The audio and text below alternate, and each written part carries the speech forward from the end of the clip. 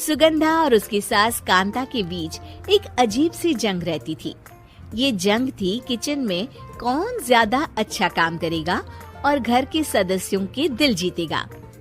और उनकी इस जंग में हमेशा कुर्बान होते थे उनके दोनों पति। कैसे? आइए देखते हैं इस किचन पॉलिटिक्स की कहानी में। एक दिन किचन में, माँ जी, आज मैं बना रही हूँ मेथी की सब्जी।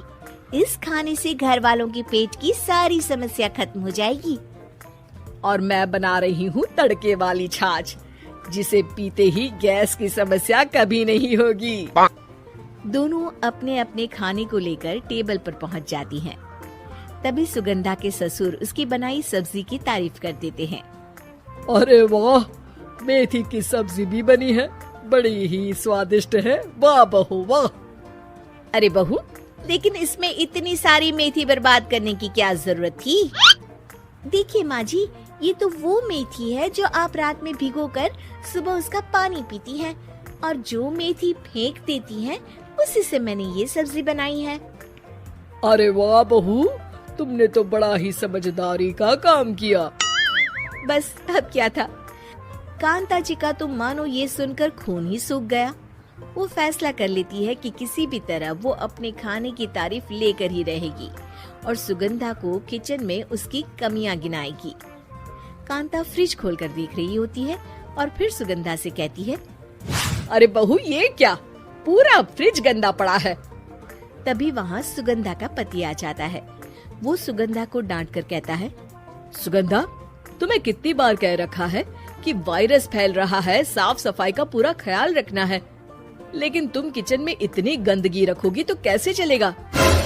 सुगंधा सास की तरफ देखती है जहाँ वो मुस्कुरा रही होती है। सुगंधा समझ जाती है कि सास ने उससे बदला लेने के लिए ये सब किया है। दोनों रात के खाने की तैयारी में लग जाती हैं। दोनों ना एक दूसरे की तरफ देखती हैं और ना ही एक दूसरे से बातें करती हैं। रात को खाने की टेबल पर एक एक कर दोनों कई तरह के अलग अलग व्यंजन टेबल पर लगा देती हैं और अपने अपने पति के पास जाकर खड़ी हो जाती हैं। अरे खाइए जी खाइए, मैंने बड़ी मेहनत से बनाया है। प्लेट में वो खाना डालती हैं।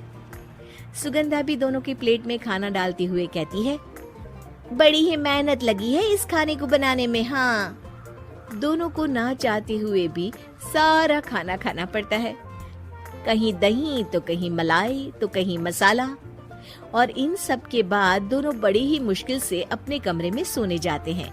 लेकिन अगली सुबह सुगंधा का पति चिल्ला रहा होता है, हाय रे, हाय मेरा तो पेट खराब हो गया, हाय माँ बहुत दर्द हो रहा है। तो वहीं कांता के कमरे से भी कुछ ऐसी ही आवाज आने लगती है। हे भगवान, इस सास बहू की लड़ाई हमारी जान लेकर रहेगी। जाओ कोई डॉक्टर को बुला कर लाओ। डॉक्टर आते हैं। दोनों को देखकर कांता और सुगंधा से कहती हैं, देखिए, आप दोनों इन्हें खाने में हल्का ही दीजिएगा। हो सके तो रात का खाना जल्दी खाया करें और वॉक किया करें। इतना कहकर डॉक्टर वहाँ से चले जाते हैं। जिसके बाद एक बार फिर से दोनों बहुएं किचन में जाती हैं और खाना बनाने में लग जाती हैं। रात में खाने के टेबल पर दोनों एक बार फिर से खाना लगाने लगती है। पापा जी, मैंने ये पतली मूंग की दाल की खिचड़ी के साथ ये पापड़ और पुदीने की चटनी भी बनाई है।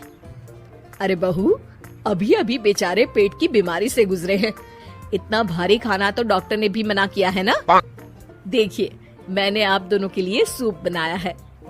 और दोनों उन लोगों की प्लेट में खाना डालने लगती हैं। तभी दोनों एक साथ बोल पड़ते हैं, बस करो, हमें माफ करो, हमें नहीं खाना इस घर में, ना खिचड़ी और ना ही सूप। हम इंसान हैं, एक वक्त में एक ही खाना खा सकते हैं। बस करो, हमें माफ करो, हमें नहीं खाना इस घर में, ना खिचड़ी और ना ही सूप। हम इंसान हैं, एक वक्त में एक ही खाना खा सकते हैं। इतना कहकर वो दोनों वहाँ से चले जाते हैं। कहानी का अंत। आप लोग उम्मीद कर रहे होंगे कि अंत में सब ठीक हो जाएगा। नहीं जनाब, अगर सास बहू के बीच सब ठीक हो जाए तो आप ये सीरीज देखे ही क्यों? तो मजा लीजिए इस चैनल में सास बहू से जुड़ी कहानियों का, क्योंकि ये ऐसा रिश्ता है जिसकी मिठास उसकी खटास में हमेशा ज्यादा ही रहती है।